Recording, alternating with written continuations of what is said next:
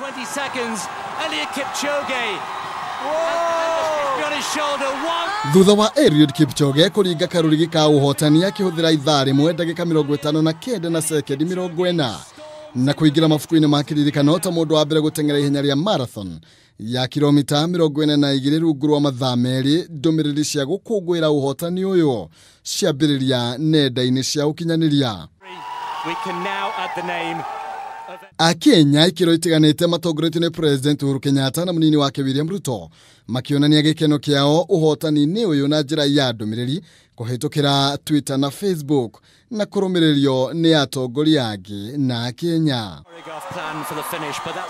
Athaki matiganite onao matinatigwo na thutha kuonania gikeno kiao na kugathiriria Kipchoge magitongorio ni Chris Froome mutwarithia nguthi wa vaithi kirithiini wa thi.